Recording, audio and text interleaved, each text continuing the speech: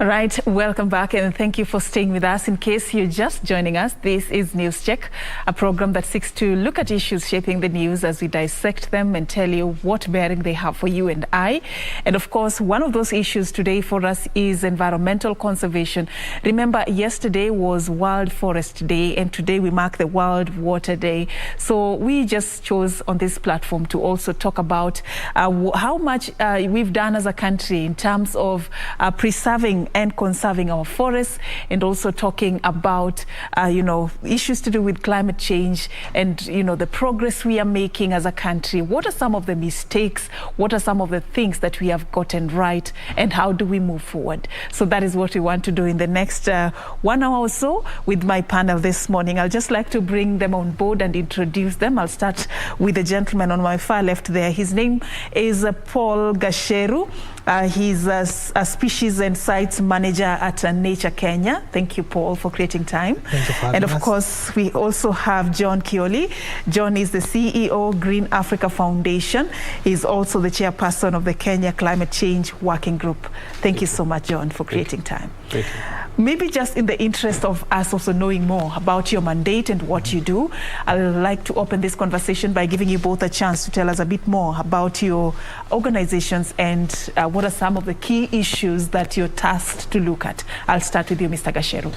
Thank you very much, Serfine. And my name is Paul Gasheru, and I work at Nature Kenya as a Species and Sites Program Manager. Nature Kenya is one of the oldest societies in Africa, founded in 1909. We also call the East African Natural History Society. We are based at the Nairobi Museum.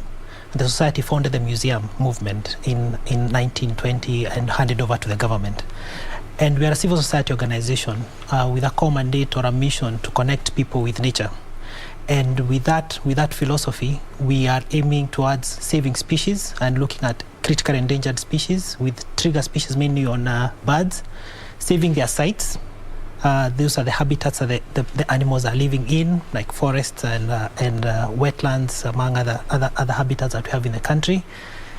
Promoting ecological sustainability, where we are working with government and to promote appropriate policy frameworks that would support conservation of these species and their habitats, and empowering local community, so that then we can have the local communities are the ones who are living within these lands, and therefore providing them with a platform towards conserving these sites. And with doing so, we work within 67 sites in Kenya, which are called key biodiversity areas, which include places like Nairobi National Park, which are protected, for example, places which are not protected like Dakacha Woodland, which is in Kilifi County, and other places which are in between, which are in private lands like the Kinango Plateau. So it's our work cuts across the entire landscape in the country and within those 67 sites in our country. 67 sites. Yes. Wow. I like how people-centered your initiative is, bringing people on board and actually making them feel like they're part and parcel of this. Yes. And also, John, I know in your mandate you work very closely also with the government. Yes. Just tell us a bit more about yourself also, Thank you. and some of the initiatives that you're currently working on. Yes, thank you, Serfine. The Kenya Climate Change Working Group has 3 broad areas. Our mandate is to bring civil society organizations working specifically on issues around climate change together. The second thing that we look at is what are those policies, what are those legislative instruments around issues of climate change, around issues of energy access, and broadly climate change and energy and issues around forestry that need some attention. One of the biggest milestones we had was to draft, to lobby, and to make sure that the Climate Change Act of 2016 was enacted in May of 2016. That law is the omnibus that conducts issues around climate change in the country now. It has also been mirrored by most of the counties now to have county-specific legislations around climate change, around the county climate change fund, and these are vehicles which are carrying a lot of weight around climate change. The other thing that we do as a Green Africa Foundation, we have the concept, which is now relevant to our topic today, of plant your age. We drive the mission of planting trees. But sometimes it's difficult to inculcate issues of tree growing unless you attach it to something. So if your birthday, like me today, I'm around 20 years. You believe that? So I'll plant I was waiting 20 for that years, when I saw what you did. Or I'll grow 20 trees. My wife will grow around another 40 trees. And then the other person will grow in my family. So it's a clarion call that we have seen it work. Corporates now, if they are 20 years, they are calling upon their workers, their staff to also plant according to a theme that they have chosen. So we have a lot of trees. Annually, more than 6 billion trees are cut annually. That means that is equivalent to the land in Iceland. Every year, hectares are cut down. That is in Kenya alone? No, globally. Globally. What that means is that we need to replace those trees like yesterday. So we came up with that clarion call of plant your trees, plant your age, so that we are able to grow trees, we are able to sustain, we are able to send the message, and the message is surprisingly being taken by the youth more than the elderly. Yeah. I also like how the same thing cuts across, making it people-centered, making them feel like they're part and parcel. Something connects them to whatever initiative they're being called upon to do. I'd like to explore why this is important. You know, as your organization, Nature Kenya, why did you find that aspect of bringing people on board important? What value add, you know, were you looking at? You know, overall, in the landscape, the people who, everything that is nature has people are connected to the nature. And within the 67 sites that I've mentioned that we are working in, we found that there is no way that we can work with government to protect or to support conservation of those sites, because it's like a top-down type of system, and that does not work, because using guns and using regulations and enforcement does not seem to derive or bring back results which would be important for conservation of those sites. So working with the local community who are based on their land and showing the importance of their land to them have yielded better fruits than working on the top-down systems. So for example, we work in Kinango Plateau, and in Kinango Plateau we have one endemic bird, a species which is only found in Kinangop and nowhere else in the world. It's called the Sharp's long claw. And this bird requires the grassland. You know, Kinangop is highland, good grassland. And working with the local community, they saw the importance of this species, because then there were incentives provided. For example, providing sheep, so that then they can start maintaining the grassland, and the sheep, they're able to get wool out of it.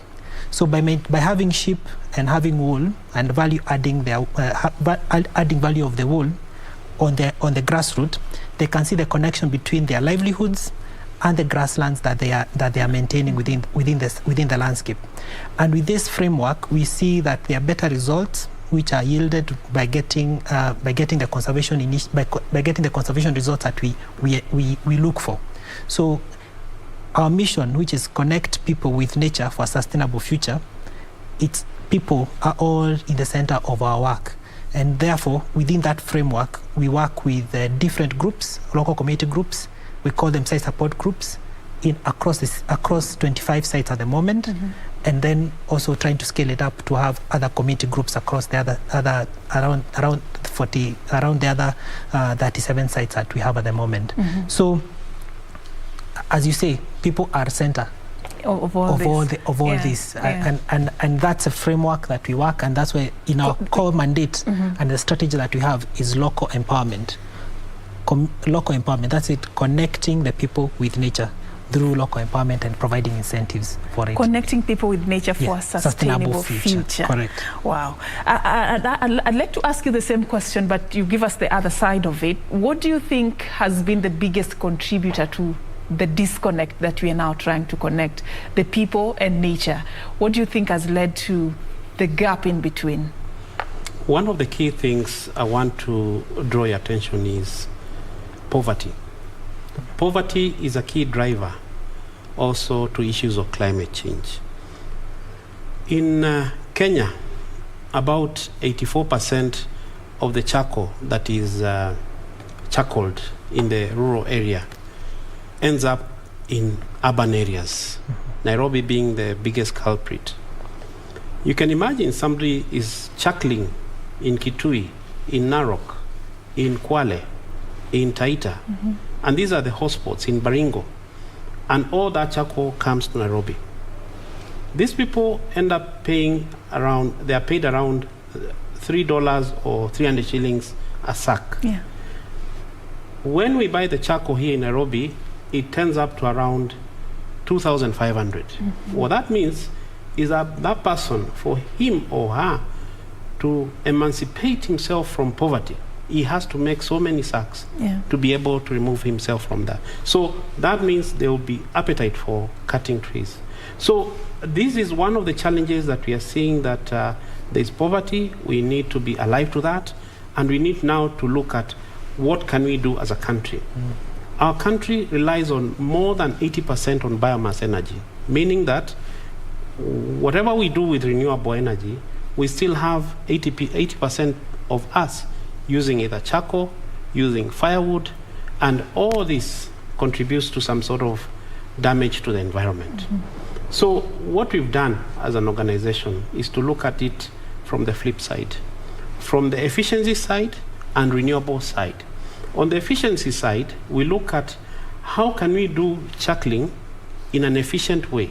One of the key things is to use charcoal kilns which are efficient, which have a recovery of about 30%. Right now, the recovery, if you do charcoaling, you get only about 10% to 12%. So if you do in a proper way, that the Ministry of Forestry and Environment has come up with some protocols under the charcoal rules and regulations. If you do proper charcoaling, if you tell us where you are doing the charcoaling, because we also want to follow, has environmental impact assessment been done where you are doing the charcoaling? And are you doing it sustainably? Because one of the key things of the theme of this Forestry Day is, there are two key things there. There is production and sustainability. Sustainability needs to be inculcated. One, by legislative. Two, by advocacy. Because also these people who are doing charcoaling, they can sell solar lanterns, for instance. They can do poultry farming. They can do other alternative livelihoods. But who is there? Which politician is there to tell them? To tell them, to give them space. Because we're also saying this year, climate change will be an agenda for election. Because we have seen that attention is not being paid to issues of climate change. So we put leaders who will talk about climate change. We put MPs, we put a president, we put senator, we put a governor who will pay attention to issues of climate change. Because these are issues that are close to our they are alive hearts. to us. I mean, if you look at what is happening, and as you were marking the World Forestry Day yesterday, today we are marking the World Water Day. I'll begin with yesterday. What are some of the fundamental issues that we are looking at in terms of challenges that urgently need to be addressed when it comes to forest conservation in this country? Let me just stick to you for a bit, and also I like your input, Gasheru. Thank you very much. We must ask ourselves, what do forests give us? One, forests give us food. Two, they give us shelter. What we are sitting on, the roofs on our head, and almost everything around us is wooden. It comes from the forest. Number three, most of the medicine that I know have some origin around the forestry. Number five, most of us don't realize, but these trees are the industries of oxygen. So when you are planting trees, you're actually planting oxygen. Number six, we know that forests are the biggest abatement of carbon dioxide, meaning that there is no other comparison in the world that can take up carbon dioxide as trees can take up.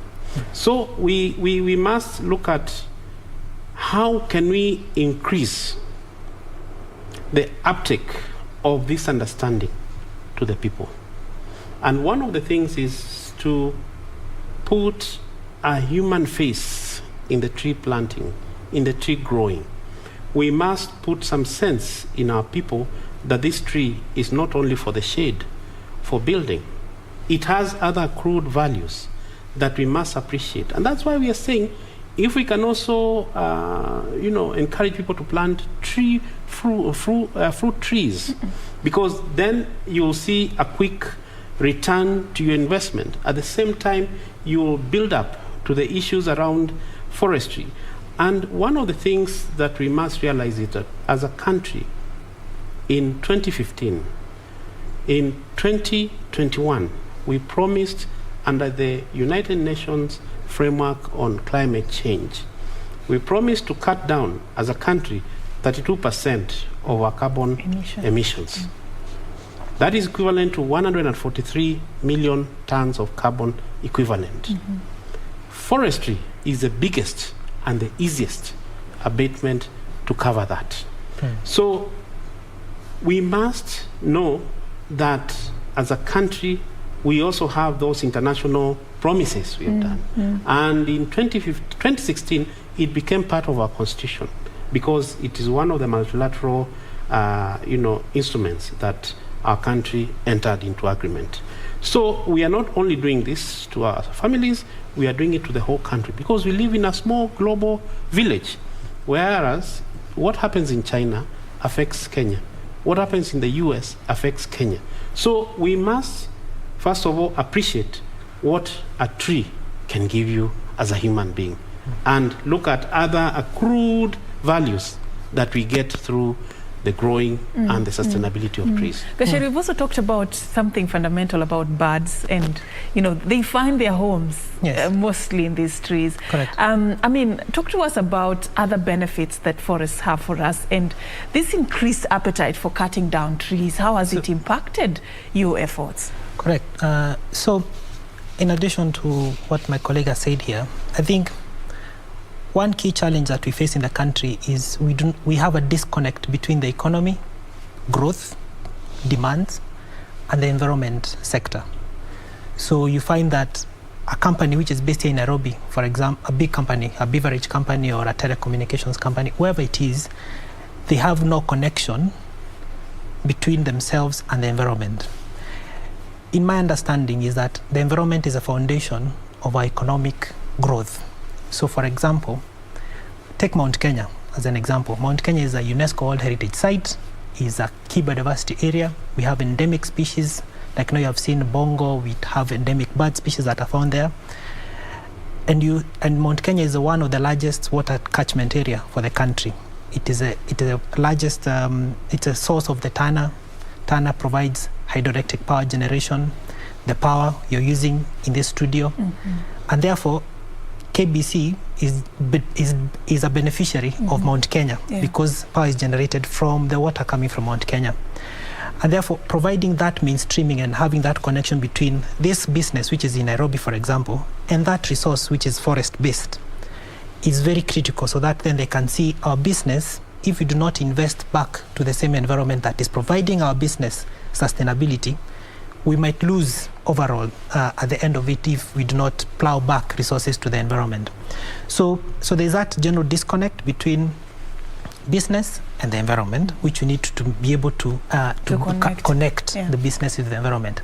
Then secondly, is that the people who are living around these areas that we call, which are important for our business, like Mount Kenya as an example, we take them as stewards that are people living, and we expect them, without us giving them resources, we expect them to protect that forest as volunteers. And therefore, you find it very difficult to provide volunteerism when there is poverty. So this person still needs to go to the forest, get firewood, and you're not providing alternative livelihood options for them to live for that person. So there is need to see that person who is living adjacent to these environmentally sensitive areas, key biodiversity areas, we need to see the connection and provide the incentives for them from the business perspective back to them to be able to preserve and promote sustainable conservation of those sites. So So by so doing, you'll find that yes, there's actual direct benefit, and people can start seeing, they can start connecting together, they can start connecting with the nature, even being based in Nairobi. Our tourism industry is wildlife based, and people come here to see wild Masai Mara. They need to go to Amboseli to see the lions and the elephants and the birds. The same case, you find that tourism is the third largest GDP contributor to our country. And you see overall, with that contribution of the tourism industry, it's still environment based, and therefore there's need to safeguard these places for the benefit of our economy.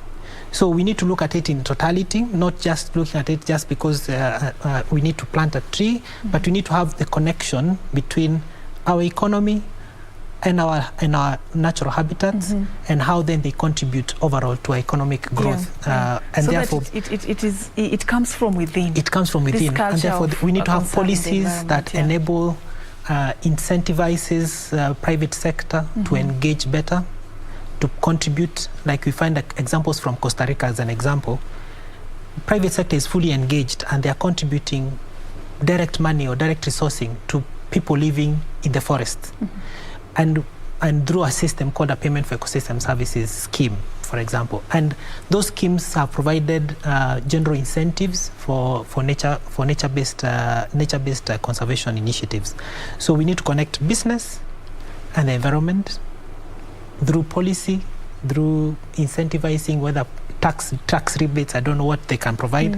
So then they can start seeing their contribution to nature conservation. All right, I'll come back to you so that you can tell us more about these practical ways in which such communities can be engaged, so that they feel like they're part and parcel of this, and while at it, they're also making a livelihood out of that process. But before that, I'd just like to come back to you, John.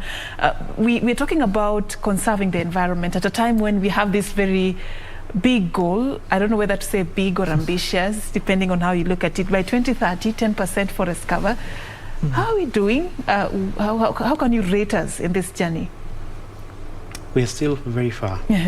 How much? Between 1 to 10%? Where are we? I'll say our goal is quite ambitious. I don't have the accurate data, but I would say we are very far. The reason is, I think the approach is one-sided, that the communities, the government, and the biggest culprit is the government. The government is buying seedlings, then distributing to the communities. We need to shift. We need to shift even our mindset. A place like Marsabit, a place like Kitui, a place like Baringo, you go plant trees, you leave. Tomorrow there are goats, there are dictics, and they will browse on the trees, and that will be it. Yes, we had World Environment Day. Yes, we had all these days, and we planted trees and left. If these trees are not fenced, if these areas do not have water, it's work in futility. There is this theory of, instead of using all these monies to generate seedlings in a central place, why don't you pay me as a farmer for maintaining and growing trees? You come to my place, do a baseline, I have no trees. Tomorrow you can see trees, and you refund me the sustainability charge. Use the same funding that is being used by government to generate seedlings in one place, and then use trucks again to transport this. And then all that money that, I don't want to say corruption, but all that, sometimes you are even giving schools seedlings that they cannot even plant. So why can't we change the game and say, now we'll give you Kimani 20,000, because we have counted, and for the last 2 years we have maintained 20,000 seedlings. Every seedling will give you 1 shilling. That will be a motivation to me. That will be a reason for me to maintain the seedlings. That will be a proper use of resources. The other one is a place like Marsabit, a place like Tana River, Baringo, parts of Kitui. why can't you use that money for seedlings to just fence out the area and then let nature regenerate? Because nature also regenerates trees. And the biggest challenge is goats, animals, in the areas we want to grow trees. So even just fencing, using those resources we are pumping into seedlings. Can't we change our mind? We don't have to do what we've done many years and failed. Fence off the area, or look at Njeri, look at Wanja, look at Kimngetich. He has planted 10,000 trees. Give him 10,000. Try out, because there's some effort, and you have done a baseline. There was no seedling. Now there is seedling. He used some resources, because that is a person who has capacity. Why are you just donating seedlings to a school which has no tank? First, build a tank. It's just the issue of laptops thing of schools. You're bringing laptops, there is no electricity. Why can't you build a tank which can sustain the seedlings? I think we are using a lot on media, on show, that, oh, today we planted 10,000 seedlings. You actually planted, you didn't grow. So can we look at it from the flip side? Underline, that's flip really side, nice. and look at, can we do things differently for this country? So you go beyond just planting. Yes. You ensure that you grow, and it has to be targeted. It has the intention is good, but the approach is where there are certain gaps that and the resources used. Are we doing it in a proper way? How can we step back and see how have we succeeded in this method? You change methods and see if you can redo it in a different way and succeed. Maybe you'd have something to add on to that. The strategy we are using, we're looking at 10% by 2030. It's how many years? Just 8 years. 8 years. Actually, it's supposed to be achieved by 2022. The government changed, and they said by 2022 we need to have achieved our 10%. Yeah, but we are here. We are here already. It's very ambitious overall, and the ambition. It's good to be ambitious. Without ambition, you may not be able to move. With a good ambition, with a good target in the future, whether you achieve it or not, you'll have moved a number of steps towards it. Absolutely. So I think the core thing here with issues of increasing our tree cover, or our tree cover, as it is termed, is the approaches that we are using. And as Nature Kenya, our approach which we are implementing within the landscape that we are working in is working with the local community, where the local communities are the ones producing the seedlings, and they know where they are going to plant those seedlings, right? So it's not as we don't bring the seedlings to them to go plant.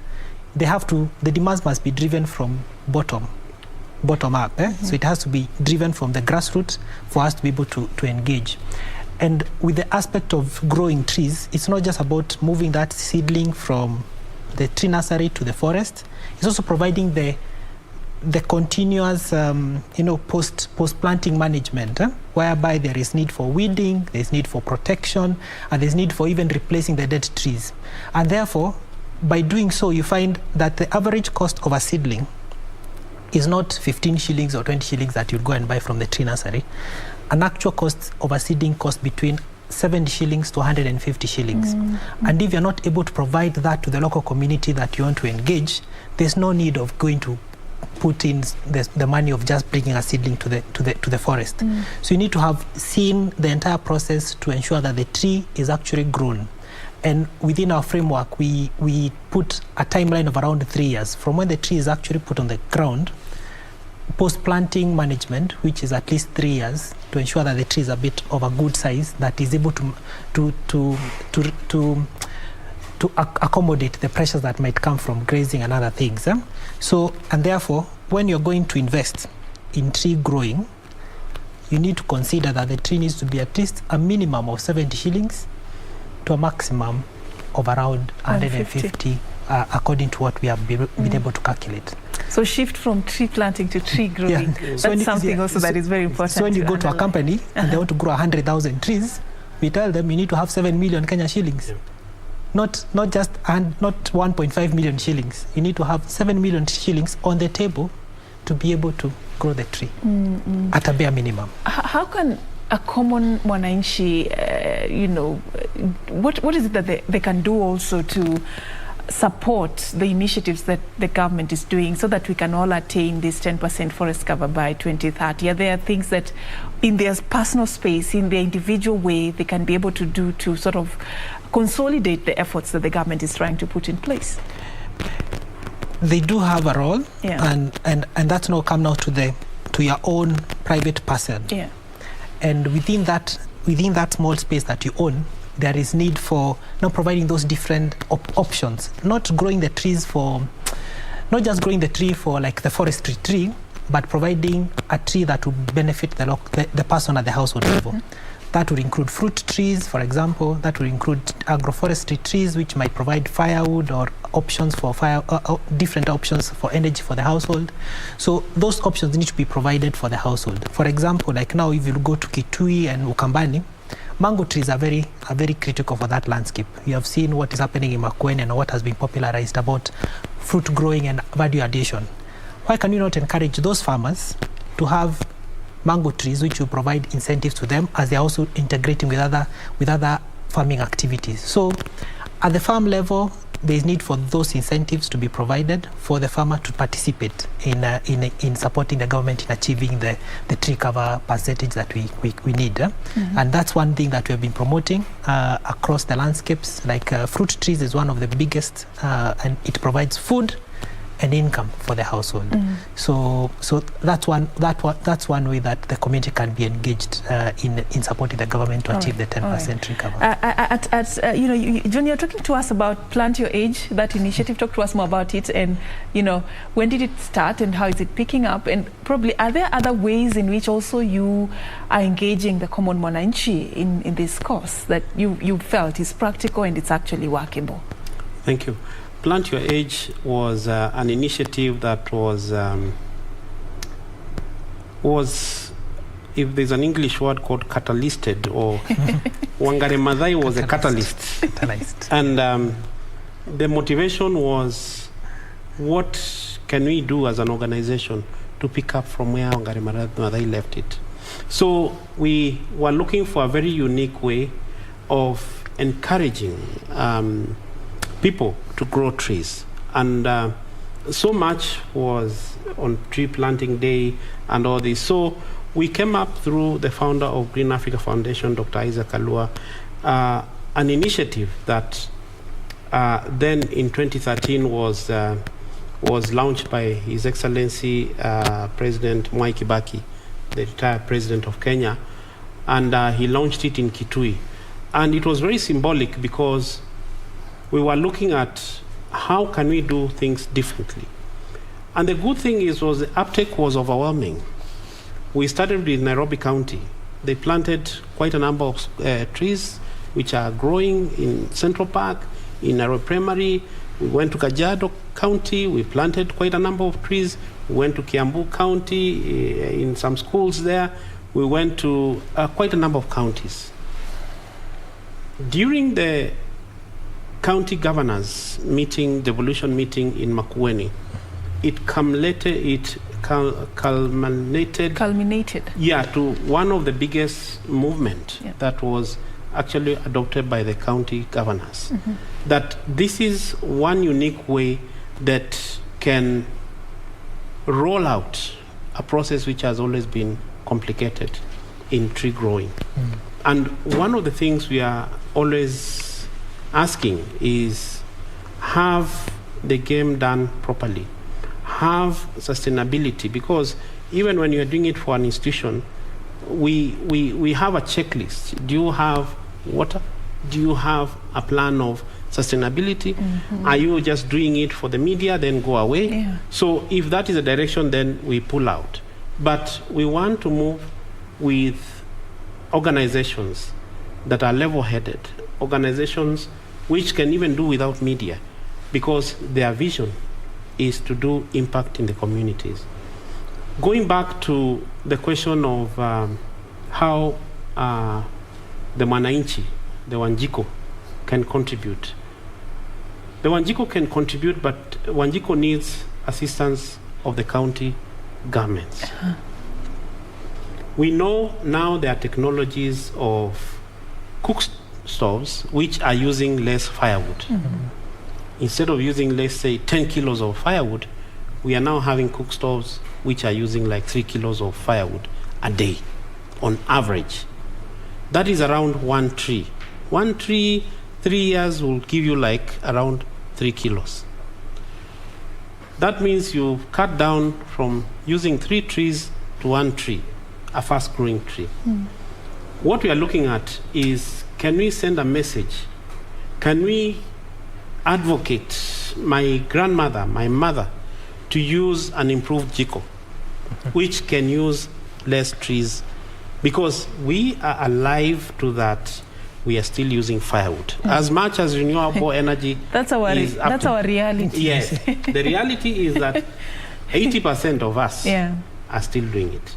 I'm not sure, but I think even in State House, I suspect they are still using charcoal to do nyama choma. Nyama choma, okay? Yeah, true. So I believe that we still have a long way to fade out even charcoal, even in the highest office, in the highest hotels. So as we transition, can we have those jikos which can use less charcoal? Can we have jikos which can use less firewood? That is one. Can we empower our communities to shift from charcoaling to other, livelihood programs? Now we have programs around forest conservation, like keeping bees. There's a whole industry on apiculture. There's a whole industry which is untapped of honey. So can we shift attention from cutting trees to telling people and the government, I'm talking to the government of Kenya, can you give people beehives instead of all that money that is used in other things, so that I don't have a motivation of cutting trees? I can put my beehives there, I can sustain my family using those beehives, and I can move on because I can sell that and get the money that I was getting from charcoaling. So we need the county governments to realize that these people who live in that county are your people. You are responsible for advocacy around that county. You are responsible for technology transfer which can sustain our people in your county. And that's why we are saying we want even parties, political parties which are talking to issues of environment. We want leaders who can talk to issues of climate change, because a lot is being wasted, or a lot of money is being taken to mitigate and adapt to climate change atrocities in this country. A lot of roads, a lot of industries, a lot of health sector. Now malaria is being talked about in Rift Valley. Before it wasn't, because there is climate change now. The temperatures have increased. Now mosquitoes can start traveling to Kitale, to Rift Valley. And that means climate change is real, and we need to do and to something pay attention. about it. Indeed. Yeah. Do you think there's been enough political goodwill in addressing that issue of climate change? And you also cited that you were really pivotal in the coining of the Climate Change Act of 2016. How was the journey like? It is not a beautiful journey. It is a journey that you are fighting, you are swimming against the gradient. Yeah. One is that there are beneficiaries of the status quo. There are beneficiaries in industries who don't want to change. There are beneficiaries of the status quo in terms of arrangements that were there before. So we had this crusade, and we noticed that you're talking about plastic paper, you're talking about this, so you are touching some areas that could even threaten your life. But we marshaled on, and we came up with the Climate Change Act of 2016. One, it came up with a fund, which now we can have climate change funding. Number two, it came up with the Climate Change Council. Number three, it came up with the Directorate of Climate Change. Number four, we also have the guidelines which have been given to counties to deal with issues of climate change. What I want to ask the government is to make sure that this act is active. there are some elements of this act which are not active. And because of time, we might not enumerate all. But I feel there are some sector of people who still believe in the act. And I want to thank the president of this country for signing that act, because it is like biting the bullet on the issues around which people do not believe in. But you see, there are also people, when they talk about issues of climate change, forest, do not cut a forest, do not do this, then you become enemies. But I think we need to be crusaders and know that there is a choice in everything that you do. Yeah. Okay. The same question, Gachema, are we walking the talk as a country? Are we walking the talk? In Kenya, we're very good at making policies and policy frameworks. And Kenya is leading globally, as in is one of the leading countries globally in getting and having good policy frameworks that support environment, support climate change, support all sorts of things. And even countries are coming to Kenya to learn from us, and they go and replicate their lessons, the lessons learned from Kenya in their own country, and they are succeeding. So we need to move from just having the good policy to actually implementing it, and that's where we are, and that's what we need to, that barrier we need to break, because even with a good policy, without implementation, we might not succeed. And we have good examples of where, grassroots things are working and people are engaging nature-based enterprises and they're earning quite a good livelihood out of it. Like in Arabuko Sokoke, for example, where we have been engaging with butterfly. People are keeping butterflies and they're earning a living out of it. And it's all dependent of that small forest in Arabuko Sokoke forest in Kilifi County and the surrounding kayas, and that is being scaled up to other fragments of kaya forest within Kilifi County. And they're earning from between 10 million to 20 million Kenya shillings annually from butterfly farming pre-COVID, because during the COVID period there was a bit of hiccups. Yeah. But at least we're earning at a bare minimum 10 million Kenya shillings. A farmer could keep a butterfly and could be able to educate their children. A farmer could, even people with living disability can engage in conservation, and therefore they can see the connection between the forest and their livelihoods. So we need to move from having the good policy to actually implementing the policy, and therefore those elements of corruption that we hear about being talked about in the country need to be dealt with appropriately. The president is in the forefront in showing. Last year the president was in Glasgow in the climate change COP26, which happened last year, and you could hear the utterances that he's very committed the government is very committed to this, but now it needs to move to the actual implementation so that it stop being one-sided, to see the entire spectrum of implementation is actually achieved. So that then the businesses in Nairobi, when you talk about renewable energy, it's not just a big business in Nairobi that is generating wind power, for example, or solar, but it's actually being felt by the local mwananchi on the grassroots. So we need to achieve that. As we talk about the government and even what Kenyans can do, I'm wondering how much of this have we incorporated in what we teach our children in school? Because that would also be a good place to start, inculcating this love for nature, this love for environment, and these practical ways of doing it. Do you think we have really focused on it in the content that we have in our curriculum? I'm happy to mention that in the National Climate Change Action Plan, the first one that was promulgated in 2013, there was an attempt under Section 7 of Curriculum Development and Communication. The attempt was that we now gave a task to the Ministry of Education and the relevant departments of curriculum development to come up with a curriculum that has a lens of climate change, a curriculum that you start learning issues of climate change from elementary level, so that my daughter, my son, will start talking in or singing songs around climate change at elementary level, then go to poems maybe in primary section, and then up to the tertiary level, at your degree level, at your PhD level, so that starts with a process from the curriculum development. There is also an attempt by the UN and the Ministry of Environment and the Kenya Climate Change Working Group to come up with a national climate change learning strategy, whereby we are looking at what are the gaps and what can we do around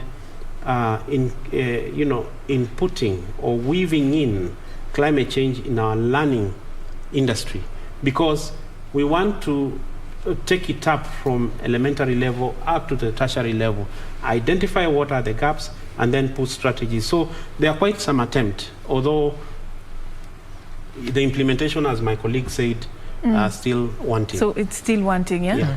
I also want to take you to something that I want us to discuss before we wind up. Currently, as we're having this sit down in studio, there's a very big chunk of the Kenyan population that are facing starvation. 23 counties have actually been cited as the ones that are worst hit among all the 47 counties. We've been in this for quite a while. Are we ever going to come out of this? If you look at the trends and even our knowledge and our capability of voluntarily taking care of our environment, are we ever going to come out of this cycle? Let me begin with you, Gasheru. It's a tough question. Yeah, I mean, we've had this year in, year out. We have had this, the cycles of drought in the country, and there's always significant losses that we have experienced, and people, livestock being lost. We are working in Kilifi County and places in Narok, and cows are dying on the roadside, and it's a big loss to the economy overall. And one example I can provide is like in Arabuko Sokoke, people who are living adjacent to the forest, for the first time, they actually harvested crop, even with the drought which is happening. So within a small bandwidth around the forest, and because there is the climate regulation that the forest is providing for this farmer who is living beside the forest. So providing the connection of this tree and the farmer besides it. So one thing we need to take much more seriously is elements of nature conservation and nature restoration, and adopting on innovative mechanisms of dealing with production systems that we have in the country. So we can adopt climate smart production, as well as shifting our production, not necessarily to do crop or to do livestock, to do other nature-based enterprises which can still provide yield back to the community. We have seen, like in the pastoralist community, where the government is trying to set up insurance schemes and people off-take livestock, etc. Those elements, those type of programs need to be financed, and therefore community is able to put, like in a bank, I sold my 10 cows and I can put them in the bank. So when the weather is better, I can regain and restock my cows. And there's a general need of shift of culture, so that people stop thinking, I need to keep my cow because it's culturally much more beneficial. It's important to maintain our culture, but we need to gradually move away from our cultural beliefs to ensure that we can adopt new technologies and innovative mechanisms towards responding to the droughts that we have in the country. So that needs to be mainstream overall. Yeah. We need a dynamic shift. Yes, yeah. John, probably something you can add. We don't want to see these headlines, Sure. Fellow Kenyans dying of starvation, livestock that are lost each and every day due to, harsh climatic conditions. How do we move from that? The other day I was driving to Hola. Past Mwingi, you see by the roadside, as my colleague said, you feel bad. You see camels, you see goats, you see cows dead on the road. You can't even count.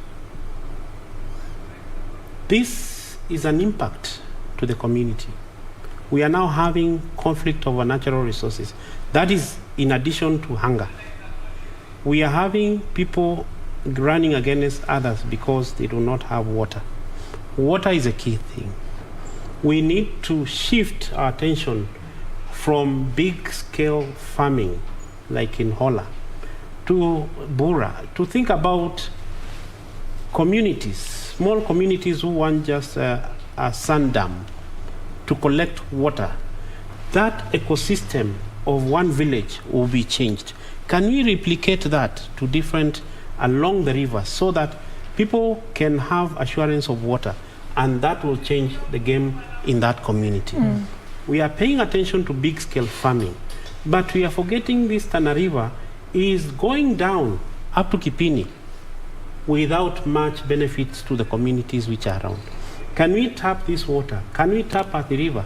Can we tap all these rivers and put sand dams where it's possible so that communities in arid and semi-arid areas can benefit, instead of putting all money in one basket in a big, large-scale farm that fails? Yeah. Can we shift our attention to doing things differently? Thank you so much, gentlemen, for your time. Maybe 1 minute each for your parting shot. Gashero? So I think mine is like, look at a country like Israel, Egypt. They're in the desert. Compared to Kenya, it's very green. And there are technologies that they are using to be able to sustain their local community.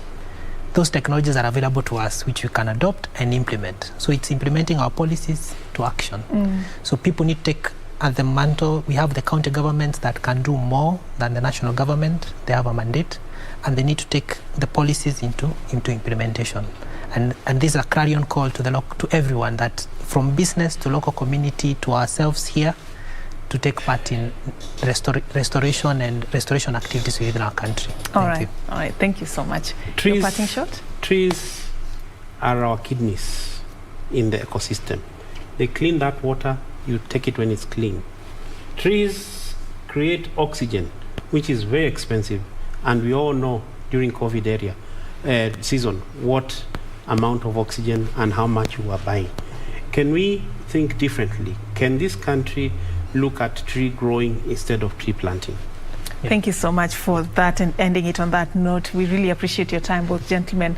And one key thing I carry from here, we need to really find ways in which discussions around climate change and environmental conservation will be given priority in the leadership and the politics of this particular country. Thank you so much also for the initiatives you're doing to connect people to nature for a sustainable future. I was having this sit down with Paul Gashero. He's the Species and Sites Program Manager at Nature Kenya, and the CEO of Green Africa Foundation, Mr. John Kioli, who is also the chairperson of the Kenya Climate Change Working Group. Thank you once again for your time. On that note, we've come to the end of News Check, but of course we are paving way for the Swahili version of the program, Tamrini and Kurunzi Mashinani. Do stay for that and much more. My name is Serfine Achieng Ouma, and our sign language interpreter has been Lensa Odingo, of course, assisted earlier by Anne Wangeshi. Have a good one.